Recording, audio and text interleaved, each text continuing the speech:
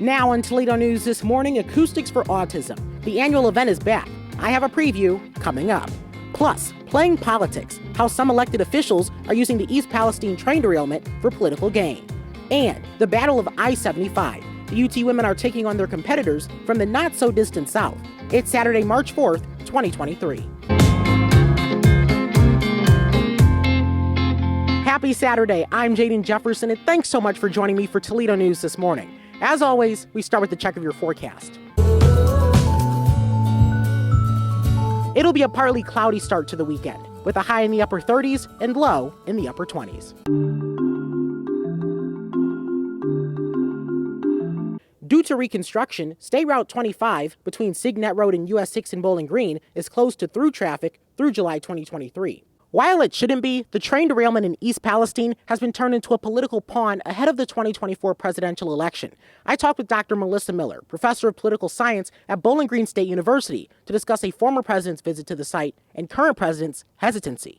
Presidents will be criticized for not being right there, Johnny, on the spot. But honestly, presidents of both parties, Bush during the aftermath of Hurricane Katrina, the Biden administration here with this East Palestine situation, will tend to say, we don't want to get in the way. And presidents from both parties have said that sort of thing. If I come to town, there's a giant entourage and it's a huge distraction, and the effort should be on the cleanup and the response. Our full conversation is posted right now here on YouTube. We also discuss the changes that may need to happen as a result of this disaster. And continuing with coverage of the derailment, State Representative Michelle Grimm has confirmed that House Bill 23, the list of rail safety reforms she and other members of the Ohio House Democratic Caucus drafted following the train derailment, have been passed in the Ohio House Finance Committee.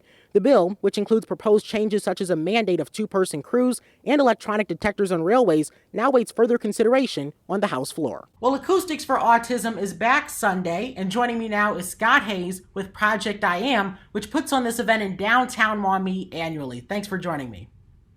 Thanks for having us. So would you first be able to tell me what is Project I Am, and how did Acoustics for Autism come into play? Yeah, Project I Am, actually Acoustics for Autism came before we even had the charity 15 years ago. Our founder, Nicole Corey, she is now Judge Corey. She's started it. She doesn't do any of the media anymore because of judicial ethics. But she started it 15 years ago because she saw a need where families that were trying to find the right treatment options for their family member realized that a lot of it isn't covered by insurance. And so she had a friend that was struggling with this, trying everything that they could for their child, running up a very large bill that they needed help with. And so, Nicole saw that need and started with just a simple event one Sunday at a place called the Village Idiot, that is a venue in downtown Maumee that is really legendary, that has live entertainment. They're known for the quality of the bands and kind of they have styles of music that you don't always hear at every corner bar.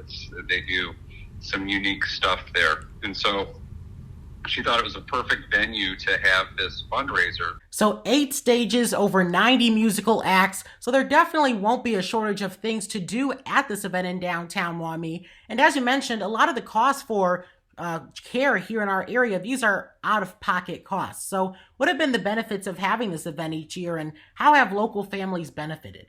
What we've done recently that I think has really worked out well is we have been highlighting some of the stories and testimonials of families that we've been able to help. What we have a saying at Acoustics for Autism and Project I Am that if you've met a kid on the spectrum, the autism spectrum, you've met a kid on the spectrum, because it so differently presents itself with different kids. And so the treatment options are very different depending on that kid. What works for one might not work for another. And if there is someone out there that is listening to this interview right now and knows someone or is someone that would need the assistance of Acoustics for Autism, some of the funds raised from this event, how can they reach out to Project I Am? It's very simple. Really everything you need to know about the charity, whether you want to donate, sponsor, volunteer, or apply for a scholarship. It's all at acousticsforautism.com.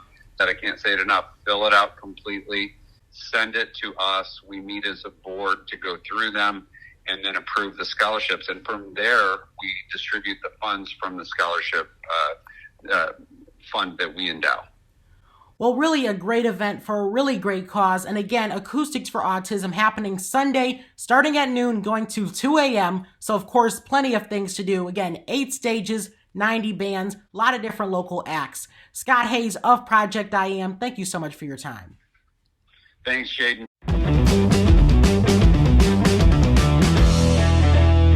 Happening today, the UT women's basketball team will take on Bowling Green State University today at Savage Arena. The game is at 2, and you can purchase tickets online at utrockets.com. Well, that's Saturday's news. I'm Jaden Jefferson, and I'll see you back here tomorrow for Community Focus. Have a great weekend.